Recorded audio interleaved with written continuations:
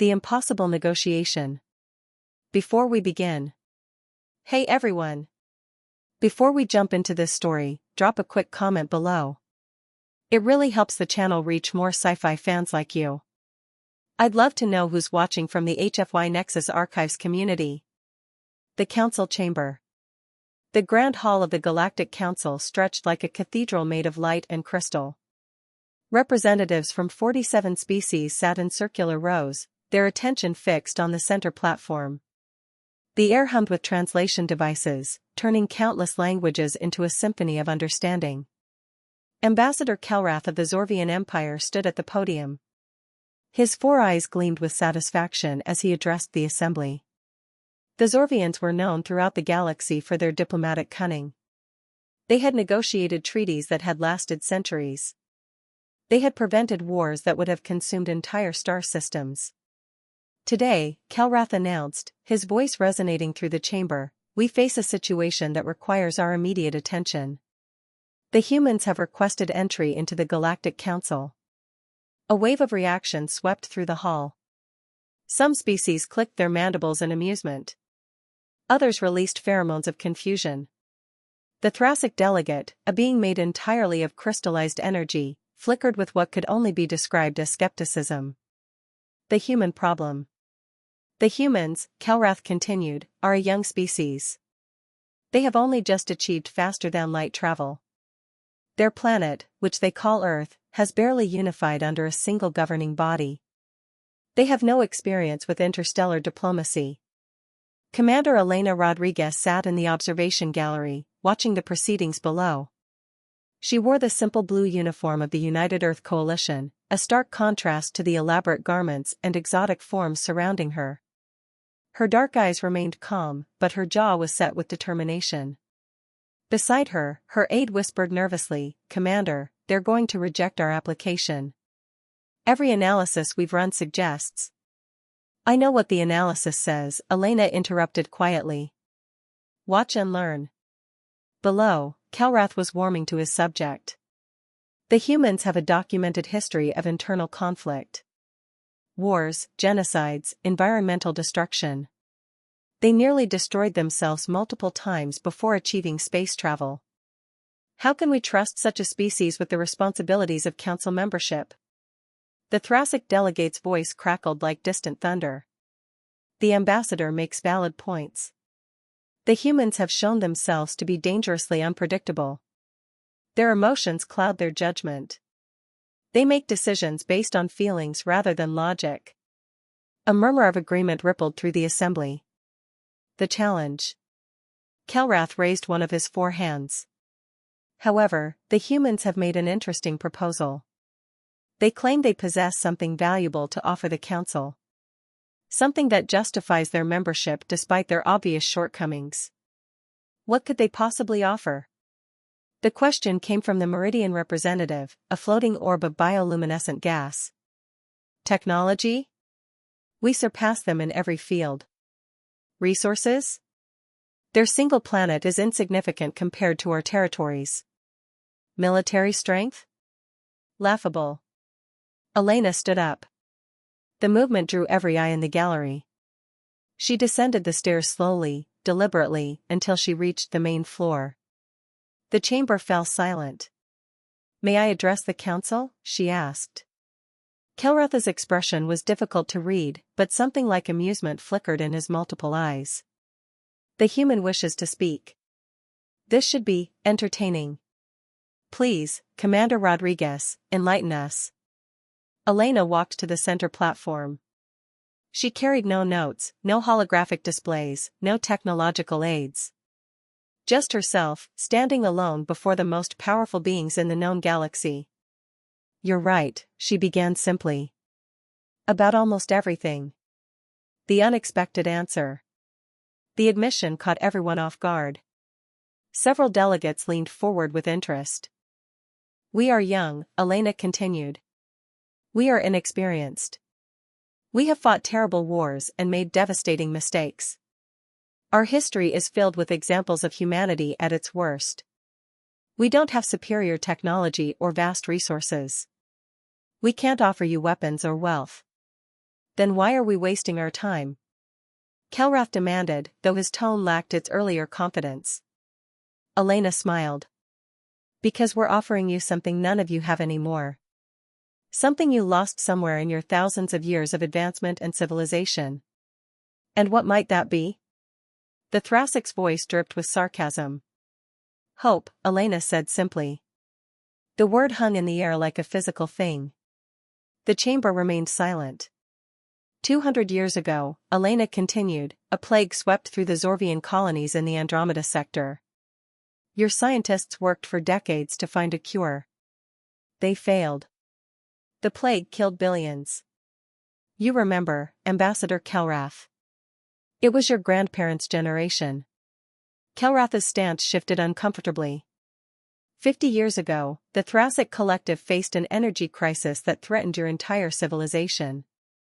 Your engineers calculated that you had 5 years before total collapse. You prepared for extinction. The Thracic delegate's flickering intensified. The Meridian consciousness suffered a cascade failure in your quantum network. Your entire species nearly fragmented into isolated individuals, losing the collective consciousness that defines you. Elena turned slowly, making eye contact with as many delegates as possible.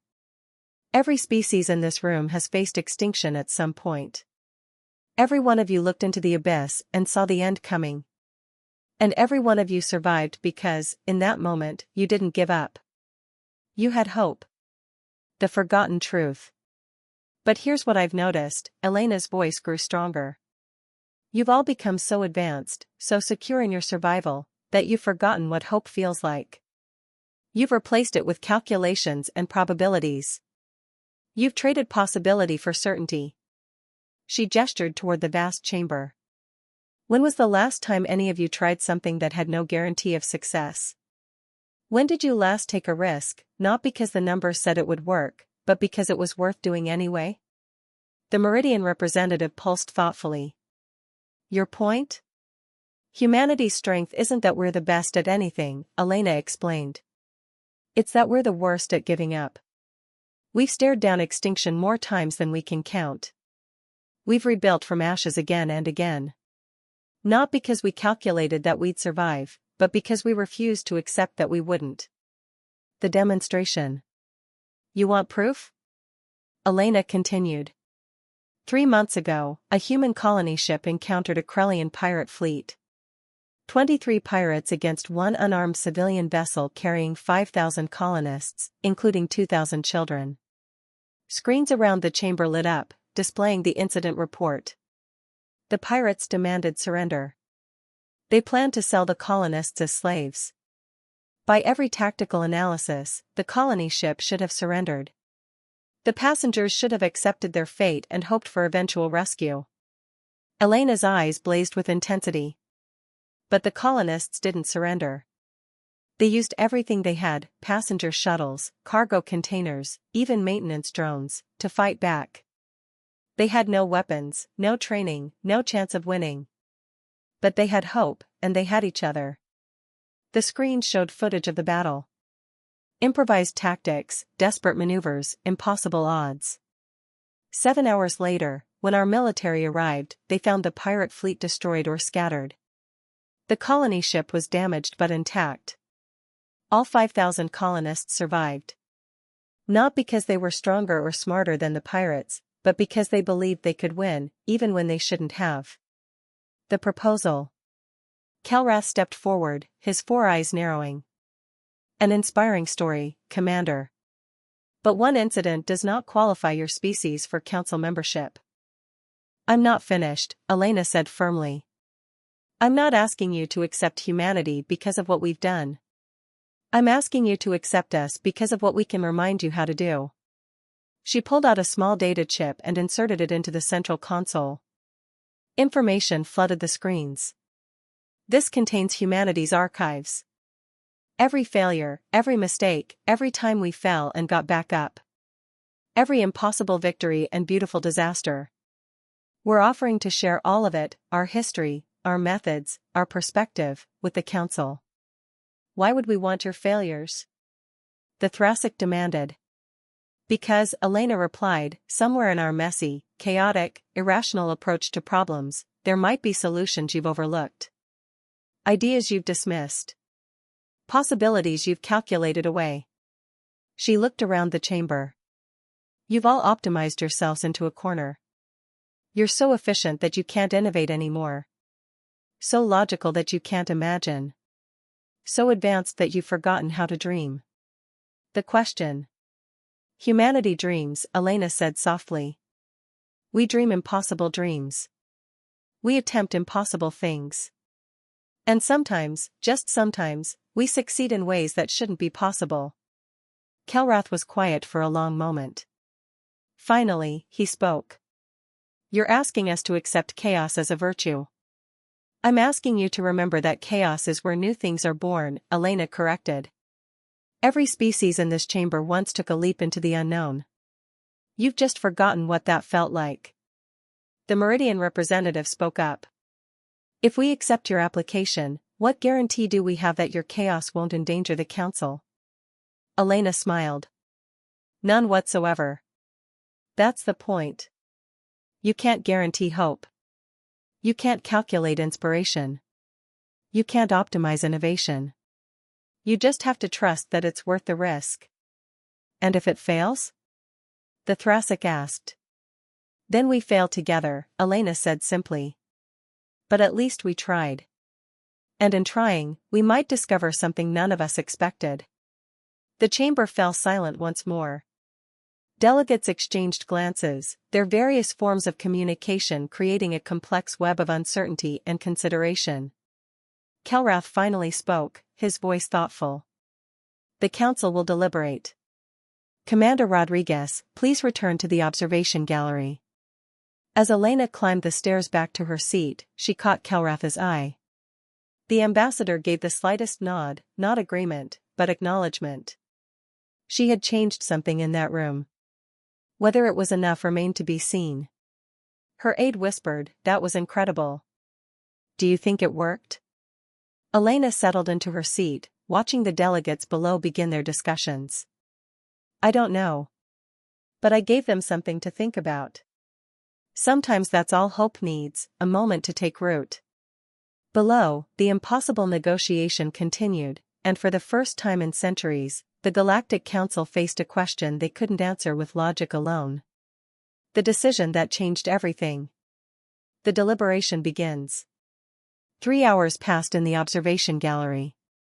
Elena Rodriguez remained perfectly still, watching the council floor below where delegates argued in their various languages and forms. Some paced with multiple limbs. Others floated in agitated patterns. The Thoracic representative flickered rapidly, indicating intense emotional processing. Her aide had fallen asleep, exhausted by the tension. Elena envied him the escape. On the council floor, Ambassador Kelrath had called for a formal vote 3 times. Each time, the motion had failed to gain the required support. The debate continued. The opposition strengthens. Commander Thex of the Vraxian Armada stood at the podium now.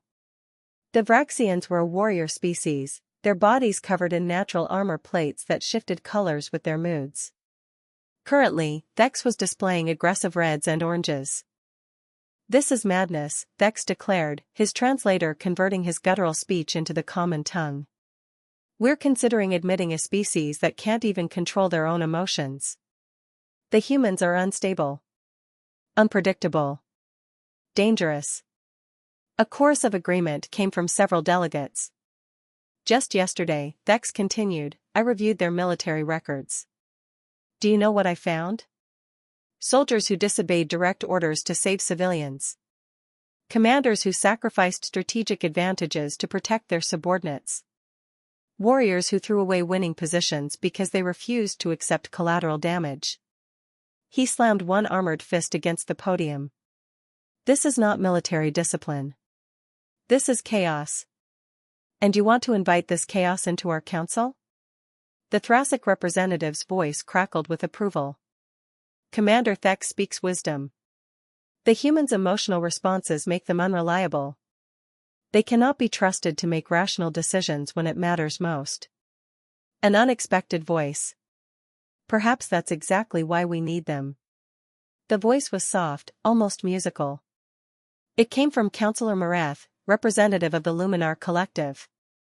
The Luminar were one of the oldest species in the Council, ancient beings of pure energy who rarely spoke in debates. When they did, everyone listened. Miretha's form glowed gently, pulsing with colors that didn't quite exist in human perception. Elena leaned forward, suddenly alert. Please, Kelrath gestured respectfully. The Council would hear your thoughts, Counselor. Mireth floated to the center of the chamber. I have existed for 3,000 of your years, they began. I have witnessed the rise of civilizations and the fall of empires.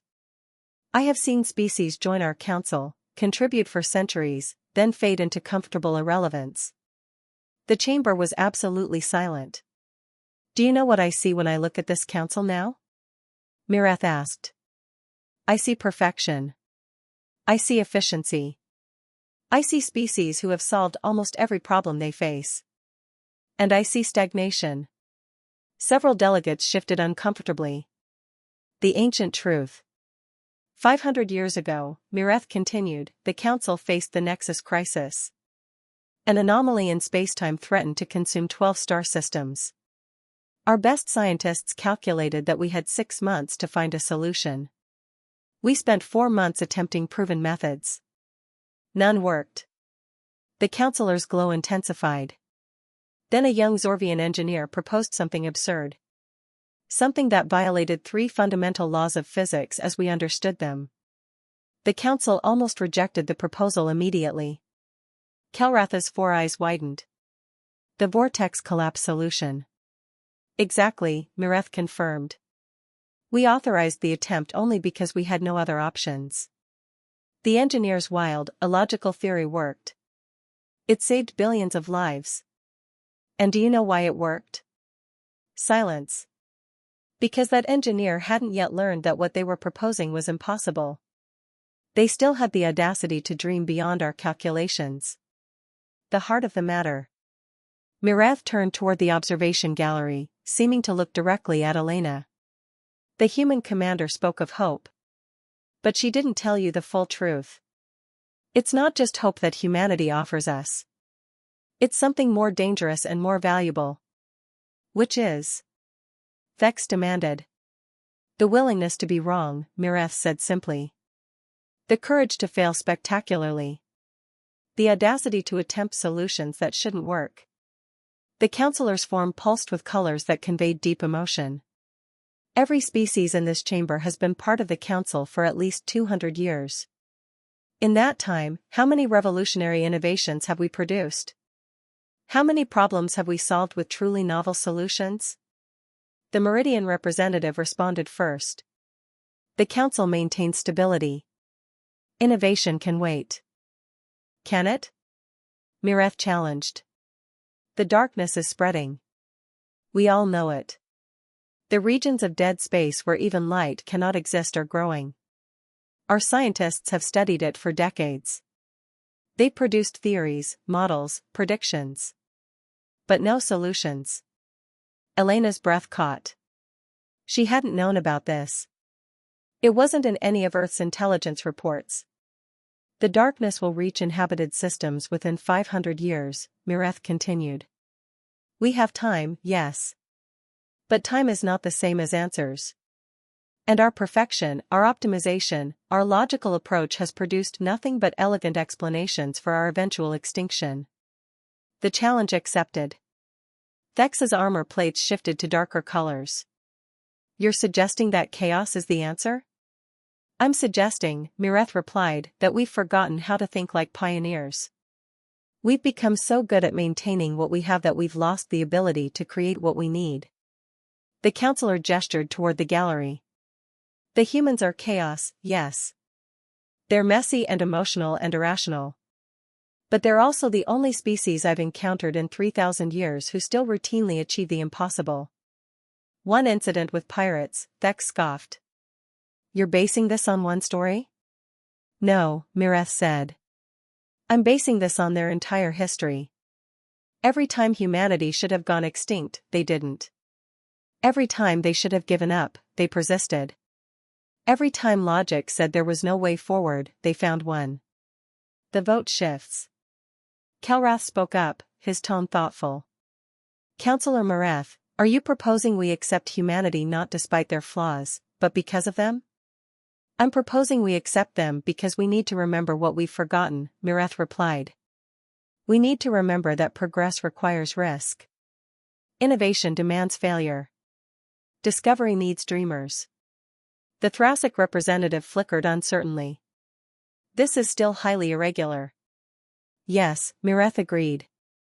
And that's precisely the point. We've become too regular, too predictable, too safe. The darkness doesn't care about our calculations. It won't be defeated by optimization. We need something different. Kelrath's expression was unreadable. You're asking us to gamble the stability of the Council on an unpredictable species. I'm asking us to remember that stability without growth is just a slower form of death, Mareth countered. The humans will disrupt us. They'll challenge our assumptions. They'll probably cause problems we can't currently imagine. Then why? Vex demanded. Because, Mareth said softly, they'll also remind us how to fight. How to dream. How to hope. And those are the things we'll need to survive what's coming. The testimony. A new voice spoke up. It came from the Quillian delegate, a being of crystallized thought who had remained silent throughout the proceedings. I wish to share something. All attention turned to the Quillian. 3 weeks ago, they began, my colony ship encountered spatial turbulence near the Kronos Nebula. Our navigation systems failed. We were lost in an area of space with no reference points, drifting toward a gravity well that would have destroyed us. The Quillian's crystalline form refracted light in patterns of remembered fear. We transmitted a distress call, but we were too far from any of our own ships. We calculated that we had 4 hours until catastrophic failure. We prepared for the end. Elena had heard nothing about this incident. A human vessel detected our transmission, the Quillian continued.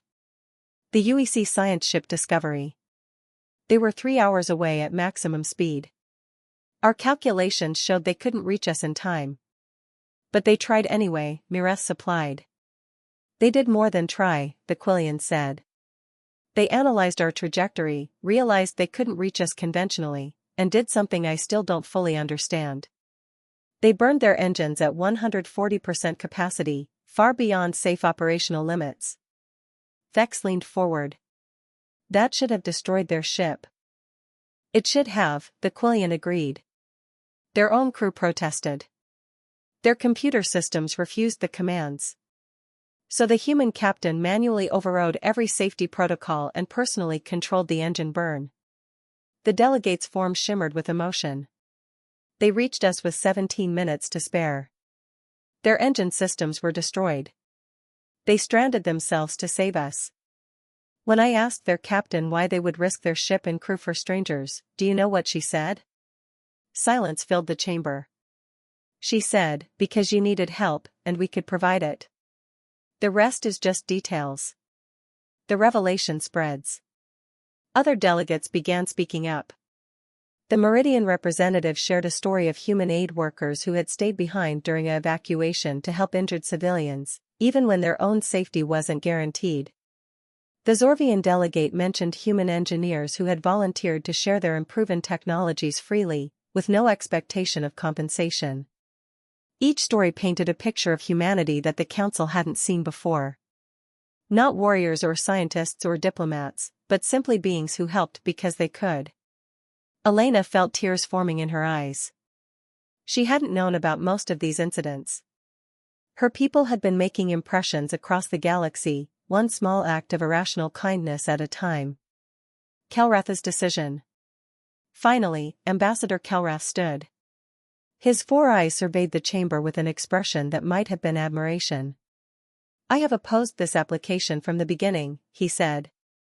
I have listed humanity's flaws, questioned their readiness, doubted their ability to contribute meaningfully to our council.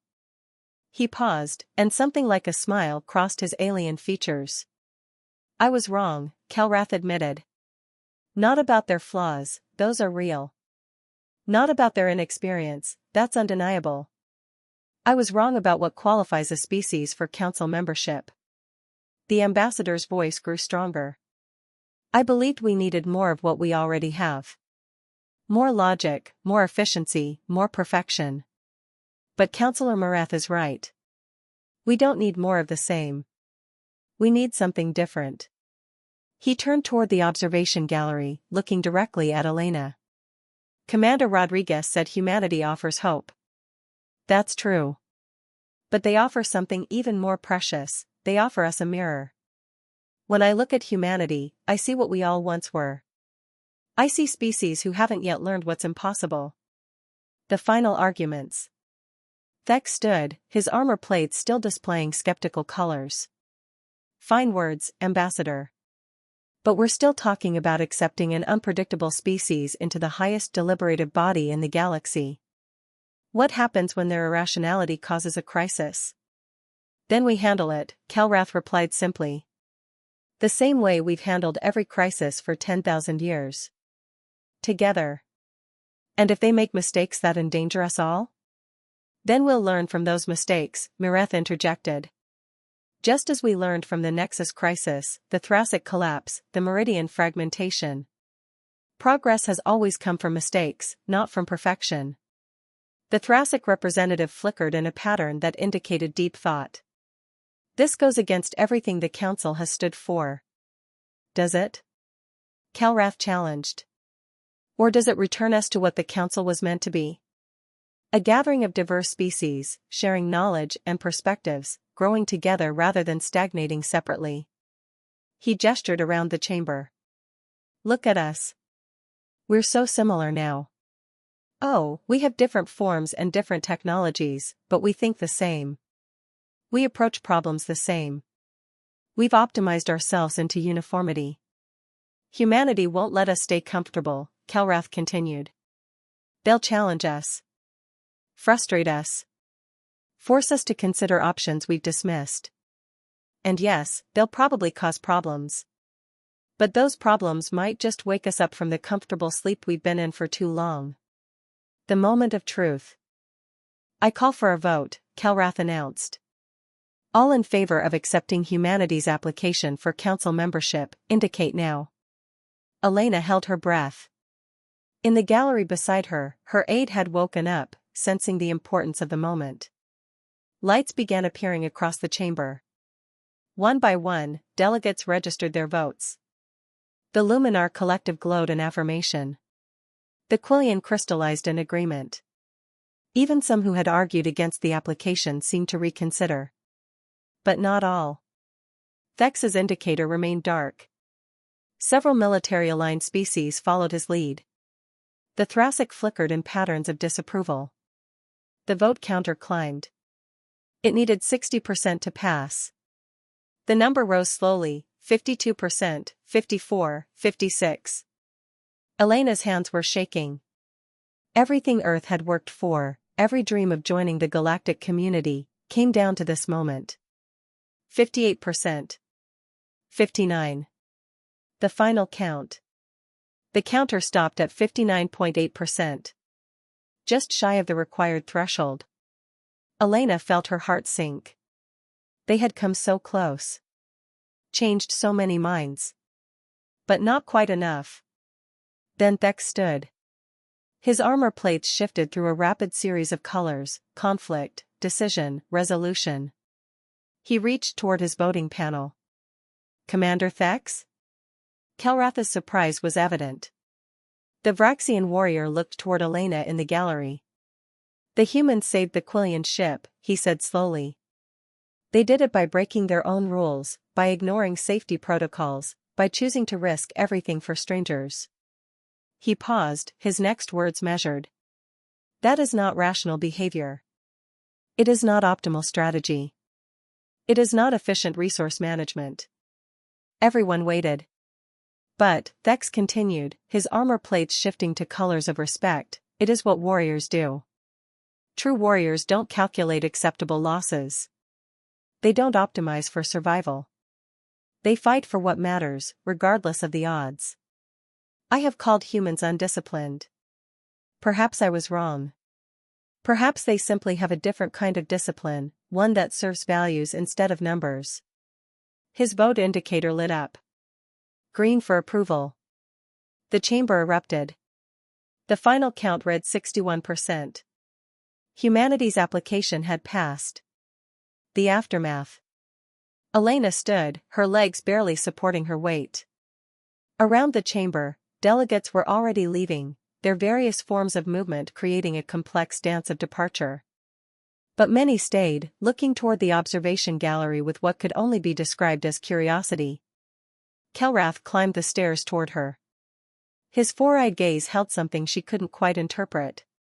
"Congratulations, Commander Rodriguez," he said formally. "Welcome to the Galactic Council." "Thank you, Ambassador," Elena replied, struggling to keep her voice steady. "I won't let you down." "Oh, you will," Kelrath said with that alien smile.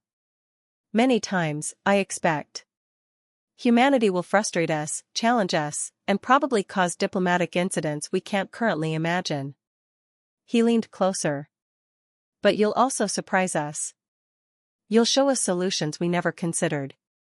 You'll remind us why we formed this council in the first place, not to maintain what we have, but to discover what we might become." Elena's aide was crying openly now, not bothering to hide his tears. Elena felt her own emotions threatening to overflow. "There's something you should know," Kelrath added quietly. "The darkness that Counselor Mareth mentioned. It's worse than they said. Much worse. Our best projections give us less than 200 years, not 500. Elena's triumph chilled. "Why didn't you say that in the chamber?" "Because we didn't want to pressure your application with fear," Kelrath explained. "We wanted you to choose to join us, not feel obligated to save us." "But now we are obligated," Elena pointed out. "No," Kelrath corrected. "Now you're our partners." "There's a difference. Partners share burdens by choice, not obligation." The new beginning. As Elena descended to the council floor, delegates approached from all sides. The Quillian offered a gesture of gratitude. The Meridian pulsed in welcome. Even the Thracic, still flickering with skepticism, gave a sign of acceptance. Counselor Mareth floated near, their ancient form glowing with satisfaction. "Your species has a saying, I believe. May you live in interesting times." "It's actually considered a curse," Elena replied with a tired smile. "Perhaps," Mareth agreed.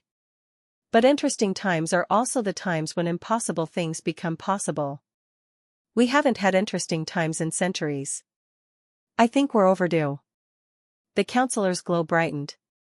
"Tomorrow, you'll receive your full briefing on the darkness. It will terrify you. The challenge ahead is larger than anything humanity has faced before. But we'll face it together," Elena said. "Yes," Mareth confirmed. "Together. With all our logic and your chaos. With our experience and your audacity. With our calculations and your hope." The ancient being paused.